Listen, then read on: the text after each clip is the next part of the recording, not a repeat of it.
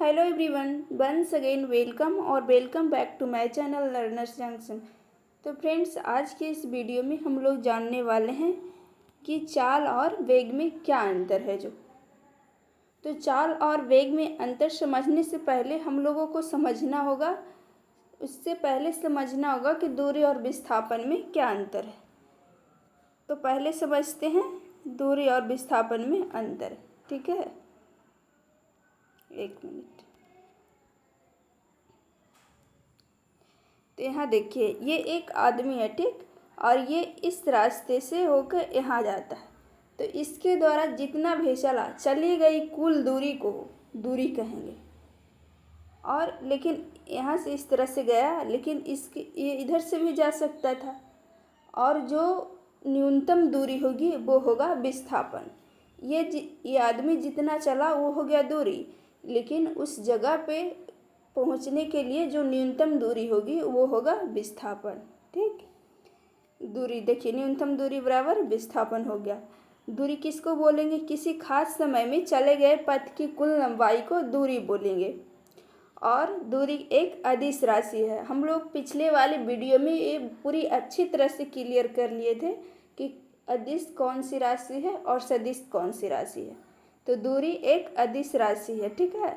और दूरी का एसआई मात्रक क्या होता है? मीटर। दूरी का एसआई मात्रक हो गया मीटर। और विस्थापन क्या होता है? न्यूनतम दूरी को विस्थापन कहते हैं। और विस्थापन कैसी राशि है? तो ये सदिश राशि है। और विस्थापन का एसआई मात्रक भी मीटर होता है। दूरी और विस्थापन का अनुपात जो होता है हमेशा एक से बड़ा होगा या तो बराबर होगा। दूरी और विस्थापन का अनुपात, क्योंकि दूरी विस्थापन से या तो बड़ा होगा, है ना। दूरी जो है विस्थापन से या तो बड़ा होगा या उसके बराबर होगा।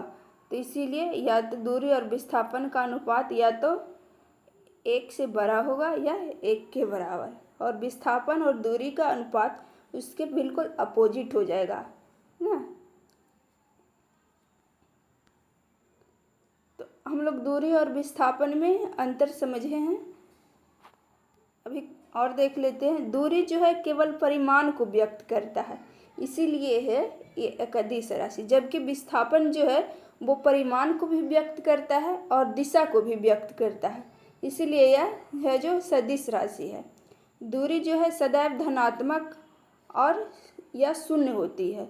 विस्थापन जो है धनात्मक, ऋणात्मक और शून्य भी हो सकता है। तो हम लोग समझ लिए कि दूरी और विस्थापन में क्या अंतर है। चली गई कुल दूरी दूरी हो गया और न्यूनतम दूरी हो जाएगा विस्थापन। तो अब समझने की बारी है चाल और वेग में अंतर। तो पहले समझते हैं चाल। चाल क्या है?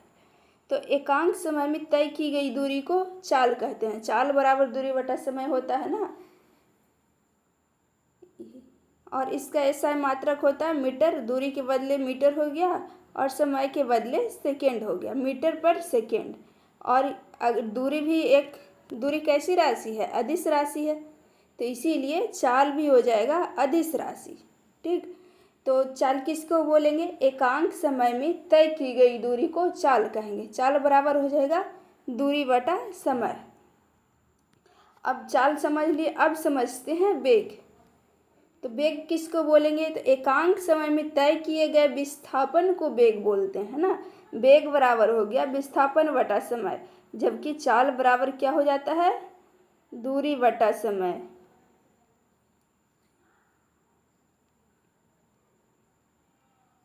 दूरी बटा समय।